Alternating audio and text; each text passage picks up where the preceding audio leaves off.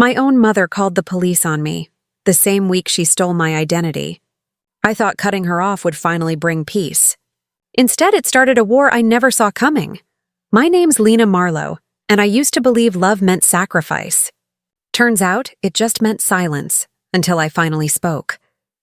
But before that, before the locks, the police and the credit cards in my name, there was a graduation stage, a sea of faces, and one empty row. Nobody came to my graduation. Not one familiar face in the crowd. When my name echoed through the loudspeakers, Lena Marlowe, Master of Data Science, I glanced toward the section labeled Reserved for Family and saw nothing but silver seats catching the late May sunlight. For a second, I thought maybe I'd missed them, that they were running late, that they'd step in just before the ceremony ended. But the moment passed. The camera flash went off, my name faded from the mic, and the empty seats stayed empty. Afterward, the air smelled like wet grass and cheap perfume. Students laughed with their parents, took selfies, threw caps. I stood there holding my diploma too tightly, smiling for the university photographer as though I weren't alone in the middle of hundreds of families. Around me, joy bloomed in every direction. A father kissed his daughter's forehead. A mother cried through her applause. Someone shouted, "We're proud of you, baby!" I looked down, pretending to fix my gown, pretending it didn't sting that nobody said it to me. My classmate Ruby found me near the courtyard fountain, her cheeks streaked with glitter. "Lena, you did it!" she squealed, pulling me into a hug. Her parents snapped pictures of us both, beaming. Then Ruby turned, scanning the crowd. "Where's your family? Are they hiding somewhere?" I smiled the way I'd learned to smile. Wide enough to pass, soft enough to end the question. "They're running late," I said. The lie came out smooth. Years of practice. By the time I reached the parking lot, the sunlight was gold and falling. Balloons floated above car roofs, horns blared, families hugged goodbye. I sat inside my old blue Civic, watching the celebration from behind the windshield. For a moment, I imagined my mother walking toward me with a bouquet, my stepfather beside her, my younger sister Harper, bouncing in glitter sneakers. I could almost see it, almost believe it, until someone's laughter outside cracked the illusion. I started the car and drove home in silence. The truth was, I shouldn't have expected anything different. My parents had skipped my college graduation, too. Back then, my mother said Harper had a dance recital, and my stepfather claimed work couldn't spare him. It was always like that, a smaller, shinier priority. I had spent most of my life trying to earn their love the way other kids earned scholarships, by performing, by achieving, by paying. At 16, I wore a green apron at a corner cafe before school, making oat milk lattes for lawyers and nurses. My mom used to text, "Thanks, honey. Harper needs new costumes for her recital." Or, "She's got a field trip? Just a little extra?" I'd reply sure even when my pockets were empty. The first time she said, "You're our rock, Lena," I believed her. I thought love sounded like appreciation. Now I know it sounded like obligation. When I got into grad school, I told myself this degree would change everything. That maybe if I accomplished enough, she'd finally see me as more than her backup plan. I didn't know then that even success could be twisted into another reason to take. 3 days after the ceremony, the cap and gown still hung near my door when my phone buzzed with a text. "Mom, need $200 for Harper's Sweet 16. Deadline's Friday. No congratulations." No, how did it go? Just numbers. A deadline. For a long minute, I stared at the message. $200. The exact kind of request that had followed every milestone of my life like a shadow. For once, it didn't roll off me. It stuck sharp and heavy. Maybe it was the empty stadium still haunting me. Maybe it was the way my name had echoed into a silence no one filled. Either way, something small and long suffocated inside me finally stood up. I opened my banking app. My savings, $2,143. I typed in $1, added a note, "Congrats," and hit send. The moment the transfer confirmed, I exhaled. Not relief exactly. More like the first breath after drowning. Then I pulled open the kitchen drawer and stared at the spare key my mother insisted on keeping for emergencies. I dropped it into the trash. That night, I called a locksmith. He came within an hour. Older man, kind eyes, tools clinking softly as he worked. When he finished, the new deadbolt clicked into place with a sound that felt like punctuation. Final, solid, he smiled. That should hold anyone who doesn't belong. When he left, I stood there touching the cold metal, the faint smell of oil lingering. The silence afterward was heavy but pure. I brewed coffee, sat by the window, and listened to nothing. For the first time, the quiet didn't feel empty. It felt earned. Until the knocking started. It was firm, rhythmic, not like a neighbor's. I froze. Mrs. Kim from next door always called first. When I looked through the peephole, 2 uniforms filled the hallway. Police. My heart stuttered. Ms. Marlowe? The taller officer, a black man maybe in his 30s, showed his badge. Seattle PD. We received a welfare call from your mother. She said you've been acting erratically, changed your locks, and that she's concerned you might harm yourself. For a second, all I could do was blink. Then I almost laughed. Not because it was funny, but because it was so absurd it looped back to tragic. She called the police? I asked quietly. Yes, ma'am. Mind if we step in for a quick check? I opened the door. The apartment was spotless, coffee mug on the table, laptop open to my resume, diploma framed on the wall. They glanced around, their expressions softening. Do I look unstable to you? I asked. The officer's mouth twitched, almost a smile. Not even close, ma'am. Happens more than you think. Sometimes when people start standing up for themselves, others panic. They asked a few standard questions. Work, family, any medical concerns. I answered calmly. When they left, they handed me a copy of the welfare report. If she calls again, the officer said gently, you can reference this. You're fine. When the door shut, I leaned against it, shaking. Not from fear, but fury. My mother hadn't just crossed a line. She'd declared war on it. That night, I sat staring at the police report on my kitchen table, my hands trembling. All I'd done was say no. Lock a door. And she'd answered with humiliation, the kind meant to make me crawl back. I could feel it like static in the air. She was testing how far she could go before I'd fold. I didn't know it yet, but she was about to find out what happened when I didn't. The next morning, Seattle was washed clean by rain. I woke early, intending to distract myself with job applications, but when I opened my laptop, something else caught my eye. A notification from my credit monitoring app. 2 new inquiries detected, I frowned. I hadn't applied for anything new. Clicking through, my stomach dropped. Capital One and Sapphire Visa, both recent.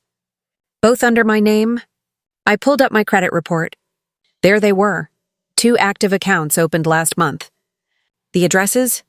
My parents' house in Tacoma. Not mine. My pulse roared in my ears. I clicked through the statements. Thousands already spent. Event rentals, catering deposits, floral design, all under a single billing descriptor. Harper's Suite 16. My breath hitched. The text message from my mother replayed in my head. Need $200 for Harper's Suite 16. It hadn't been a request. It was a distraction. I called the customer service line listed on the statement, my voice shaking but steady. This is Lena Marlowe. I need to report identity theft. The representative took my information, paused, then said carefully, Ms. Marlowe, these accounts were opened in person at our Tacoma branch. Co-applicant listed as Elena P. Marlowe, my mother's name. For a moment, everything around me went still. The hum of the fridge, the rain on the window, even my heartbeat. Ma'am, the woman continued gently, we'll flag this for fraud. You'll receive paperwork within 24 hours. When the call ended, I sat motionless, staring at the glowing screen. She hadn't just used me for money. She'd become me to get it. Something inside me, small, patient, long abused, finally stopped breaking and started burning. I opened my voice recorder. Washington was a one-party consent state. If she called, I could record it legally. Then I dialed her number. She picked up on the 3rd ring. So you're alive, she said flatly. I found 2 credit cards in my name, I said. Both with your address. Want to explain that? A scoff, then a laugh, brittle and familiar. Oh, that. I was helping you build credit, Lena. You should be grateful. I use them for Harper's party, but it's all family money. What's yours is ours. No, I said softly. What's mine is mine. And what's yours is under investigation. Silence. Then a sharp inhale. You wouldn't dare. I already did. I hung up. Saved the recording. Labeled it Boundaries, May 20th, 2025. Outside, the rain eased into sunlight. It caught the edge of my framed diploma and the new silver lock on the door. Two symbols of everything I'd earned and now protected. For the first time, silence didn't feel like a void. It felt like power. That feeling lasted 3 days. By the 4th, my phone was a war zone. Missed calls from Mom, a string of unread texts from numbers I didn't recognize, and one from Harper that said simply, "You've lost it." I didn't reply. I didn't even open them. I knew what came next. Guilt first. Then blame. Then the kind of emotional whiplash designed to drag me back into orbit. I blocked them all. Instead, I threw myself into work applications. Data analyst positions, predictive modeling roles, anything that could pull me into a life that wasn't constantly being rewritten by someone else. I sent resumes, polished cover letters, refreshed my inbox obsessively. Anything to drown out the buzzing silence of disconnection. On the 5th day, the storm arrived. It started with an email from the fraud department. We've initiated a full investigation into the accounts opened under your name. Please confirm your cooperation with law enforcement. Attached was a PDF, case reference 578A22, unauthorized identity use. Co-applicant Elena P. Marlowe. I didn't hesitate. I signed and sent it back. That night I barely slept. Every time I closed my eyes, I saw her, my mother, walking into a bank branch with my name, my address, my social security number like it was hers to spend. I imagined her smiling at the clerk, signing my signature, the same curve of handwriting she'd seen on birthday cards and report cards. Familiar enough to pass. In the morning, I made coffee, sat at the kitchen counter, and waited for the next blow. It came at noon, a call from an unknown number. Ms. Marlowe? This is Detective Aaron Sinclair, Seattle Financial Crimes Unit. You filed a report yesterday regarding fraudulent credit activity? Yes, I said, my voice steady but tight. He confirmed my details, then paused. We've spoken to Capital One and Sapphire. Both accounts were opened with identification under your name, but photo ID appears inconsistent with your DMV record. We believe the same person used your identity for both applications. So, what happens now? We'll be sending a field officer to take a statement and gather supporting documents. Do you know who might have had access to your personal information? I hesitated, then said it aloud for the first time. My mother. There was a long pause, the kind that fills a room with gravity. Understood, he said finally. We'll handle this discreetly, Ms. Marlowe. After he hung up, I sat there, the silence buzzing again. But this time, it wasn't fear. It was clarity. By Saturday, the investigation moved faster than I expected. A representative from Capital One called to confirm the transactions under review. Catering, venue deposits, photography, floral services. There's an event scheduled tonight at the Magnolia Ballroom, she said politely. Do you have any connection to it? Only biologically, I said. The rep hesitated, unsure if she'd heard correctly. Would you like to authorize law enforcement to verify charges on site? I thought about it for a long second. Then, yes, that was the night Harper's Sweet 16 unraveled. I didn't go, of course. I didn't need to. Seattle's sky was clear, but the air carried that late spring bite that made everything sharper. I sat on my balcony, the hum of downtown below, and waited. At 8:42 p.m., my phone rang. Unknown number. Ms. Marlowe? This is Detective Sinclair. We've verified the fraudulent use of your identity at an active event, Magnolia Ballroom, downtown. We've documented the evidence. You don't need to come in tonight, but you'll receive an official report by morning. A pause. He added quietly, "You did the right thing." When the line clicked dead, I stared at the skyline. The Space Needle glowed in the distance, indifferent and infinite. Somewhere across the city, the woman who gave me her last name was learning what accountability felt like, maybe for the first time. I didn't smile. I didn't need to. The universe had done the work for me. The next morning, the videos started circulating. Someone had posted a 30-second clip to TikTok. Police at Magnolia Ballroom, Suite 16 gone wrong. It had everything the internet loved: flashing lights, gasps, whispers, and the kind of scandal that traveled faster than the truth. In the video, 2 uniformed officers walked through the glittering hall, calm but commanding. A banker followed, holding a folder thick with documents. Off camera, someone whispered. They said it's identity theft. Her daughter's name. My phone buzzed nonstop that morning. Old classmates, co-workers, even Ruby sent messages. "Wait, is that your mom? Girl, she's trending." By noon, the clip had over 600K views. Comments flooded in. "Justice served. Financial abuse is real. The audacity of parents sometimes." I watched it once. Just once. Long enough to see my mother standing by a table draped in silver cloth, frozen as the officer read from a statement. Harper stood beside her, mascara streaked, staring at the floor. It didn't feel like revenge. It felt like release. By evening, a new email appeared in my inbox. "Fraud case resolved. Primary applicant Elena P. Marlowe has acknowledged unauthorized use of identity and agreed to repay $9,672 in full. No apology. No explanation. Just a number. Clean, undeniable truth in black and white."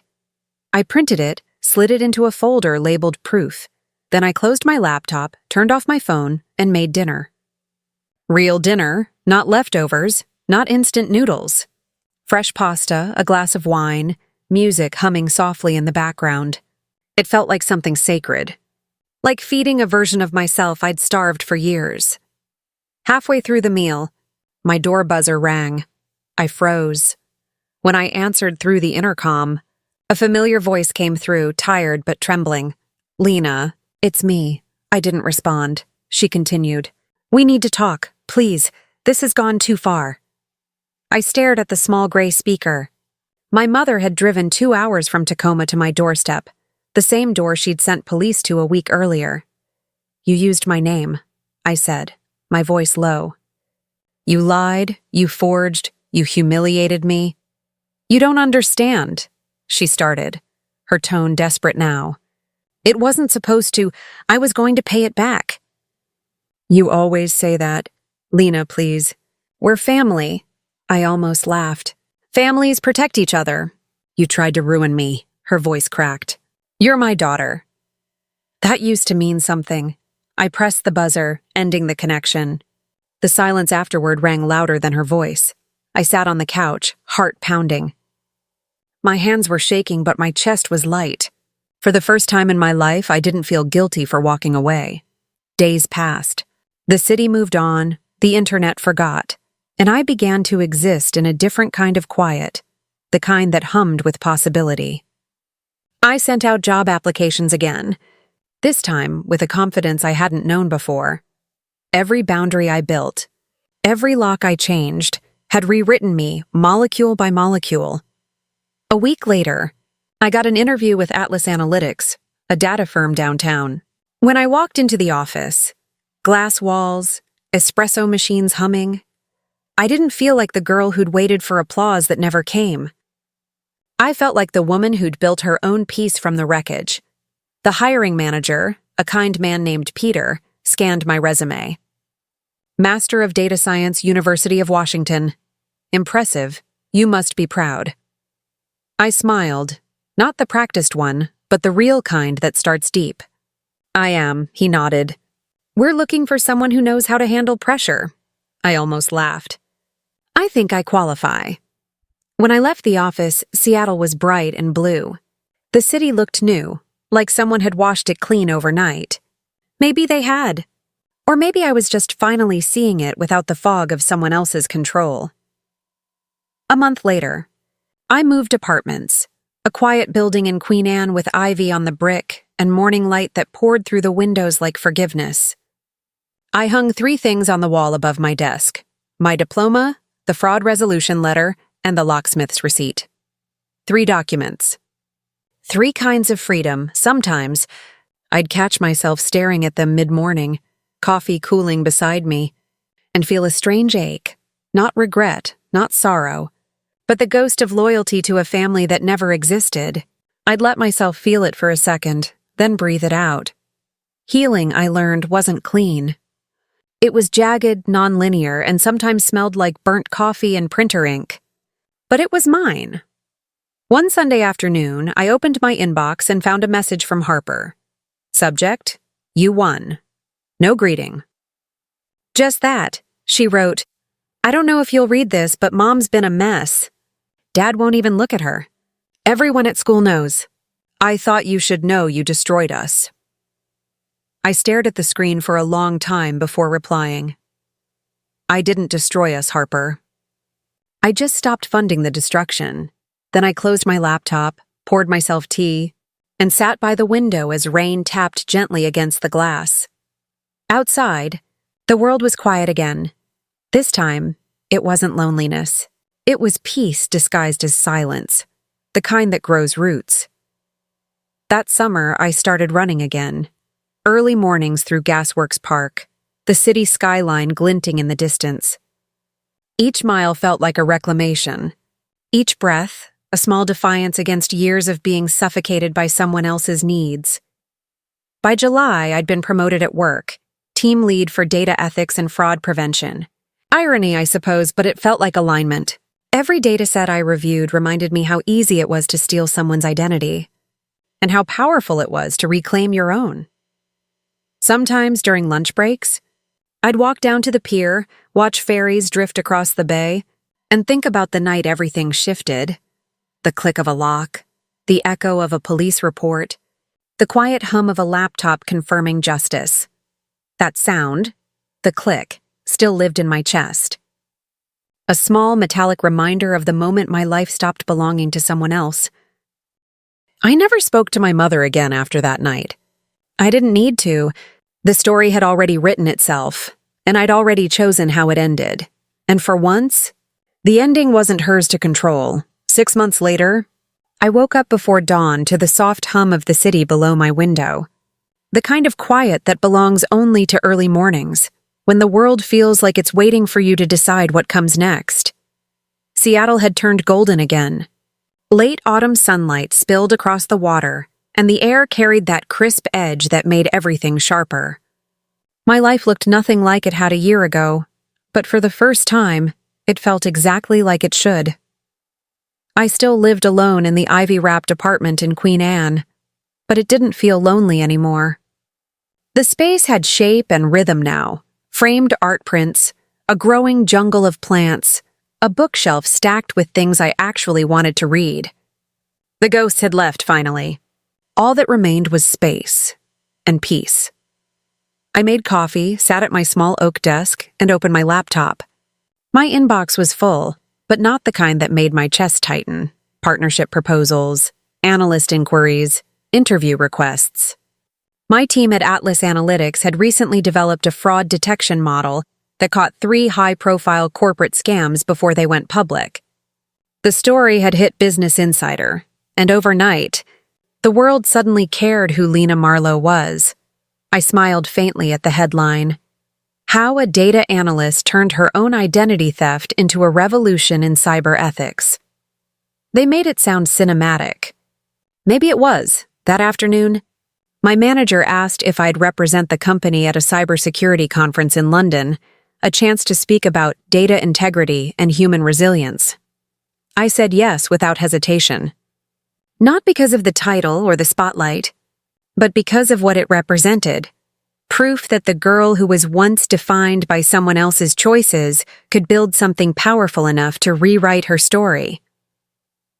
On the flight over, I stared out the window at the Atlantic below. The clouds looked like crushed marble, endless and soft. Somewhere down there was every version of me that had tried to survive. The daughter, the fixer, the scapegoat. all of them fading behind the engines. I whispered quietly to no one in particular. You made it. When I landed, London felt alive in a different way, sharper, older, confident. I checked into a small boutique hotel in Kensington, the kind with velvet drapes and the faint smell of espresso in the hallways. For once, I wasn't running from a past. I was walking toward a future. The next morning, I stood on a stage before a crowd of 400 journalists, analysts, executives, all waiting to hear how I'd turned a personal disaster into a professional calling. My hands didn't shake. I'd told my story so many times to myself, it had lost its power to scare me. I used to think data was about accuracy, I began. Now I know it's about truth. And truth doesn't live in spreadsheets. It lives in what you refuse to delete. A hush fell over the room. I went on, describing how identity theft isn't just financial. It's emotional, psychological, spiritual. How reclaiming your own narrative is the real act of recovery. By the time I finished, people were standing. The applause rolled like thunder, not for the pain, but for the survival. When I stepped off the stage, a woman from The Guardian stopped me. Your talk, she said softly, felt like something we've all lived through, even if not in data. Have you ever thought of writing a book? I blinked. A book? She smiled. Call it The Cost of Trust or something better. People need to hear this. That night, back in my hotel room, I opened a blank document and typed 6 words. This story begins with a lock. It felt right. 2 months later, The Cost of Trust was in draft. My publisher loved the rawness of it, a memoir wrapped in true crime edges. They called it part cautionary tale, part comeback story. I called it something simpler, closure. Word spread fast. Podcast interviews, feature articles, invitations to panels. Each platform, each audience, asked the same question in different words. What would you say to someone still trapped in the kind of cycle you escaped? I always gave the same answer. Don't wait for an apology to start your healing. Sometimes peace comes disguised as distance. It was around this time that I received a letter, handwritten. No return address, but I knew the handwriting instantly. Neat, practiced, almost fragile. My mother. I held it for a long time before opening it. There was a time when even seeing her handwriting could make my chest seize, but now it was just paper and ink. It said, Lena, I don't expect forgiveness. I only want you to know that I've been going to counseling. Harper started college this fall. She talks about you sometimes. She says you were always the strong one. I wish I'd seen that sooner. Love, Mom. I read it twice. Then I folded it carefully and placed it in a small box with old photos and a few relics I hadn't thrown away. It didn't hurt anymore. It didn't heal anything either. It just was. That's the thing about endings. They rarely explode. Sometimes they just fade, quietly, like fog lifting from the water. A year after the conference, my book hit number 3 on the nonfiction charts. Reviews called it raw, luminous, and unflinchingly honest. My publisher arranged a signing tour, Seattle, New York, Toronto, London. In every city, someone would approach me afterward with tears in their eyes, whispering some version of, that was my story too. And every time, I'd nod. Because that was the point. It wasn't about revenge. It was about reclamation. On a rainy Thursday evening back in Seattle, I stopped by a small bookstore in Fremont, not for promotion, just habit. The owner, an older man with silver hair and soft eyes, recognized me. You're the woman from the news, he said warmly. The one who caught her own identity thief, I smiled. That's me. He handed me a cup of tea. Must feel good, proving them all wrong. I looked out at the wet street, neon signs shimmering on the asphalt. It's not about proving anyone wrong, I said quietly. It's about proving to yourself that you were right to leave. He nodded. Hard-earned peace. The best kind, I said. That night, I walked home through the drizzle, passing the old glass towers downtown where I'd once felt invisible. Every reflection in those windows, every flash of light, reminded me how far I'd come. I remembered the version of myself standing in that broken apartment with frozen pipes and unpaid bills, believing she had no voice. I wanted to reach through time and tell her, "You do. You always did." When I reached my building, I paused at the door. The same metal lock glinted under the streetlight, rain sliding down its edges. I ran my fingers over the keyhole, smiled, and whispered, "This time, it only opens for me." A few months later, Harper sent another email. Shorter this time, softer. "I read your book. I'm sorry for how I treated you. I didn't understand then, but I do now. I'm trying to be better." I stared at it for a long while. Then I typed back, "That's all any of us can do. Be better," and that was that. No dramatic reunion, no movie-style forgiveness scene. Just two women learning how to exist separately without repeating the same mistakes. That, I realized, was enough. 2 years after it all began, I stood again on my balcony. Same view, same skyline, but a completely different woman. The air smelled of rain and possibility. Below, the city pulsed with its usual rhythm, unaware of how much one small apartment had seen. My phone buzzed with a new message, this time from my editor. "BBC wants to adapt your story. Limited series. Interested?" I laughed out loud, half in disbelief, half in gratitude. Somewhere out there, someone was about to play me on screen, the girl who once couldn't afford her own lock, now a headline, a lesson, a symbol. I replied, "Let's do it. But make sure they get the details right." I looked out over the city one last time, coffee in hand, rain turning the streets into silver threads. My reflection shimmered faintly in the glass, steady, sure, untouchable. This wasn't revenge. It wasn't redemption, it was reclamation. The slow, deliberate act of taking back what was stolen piece by piece, heartbeat by heartbeat. And for the first time, I wasn't the daughter of a story gone wrong. I was the author. She lost everything they took from her and built something they couldn't touch. Subscribe for more stories of revenge, resilience, and rebirth.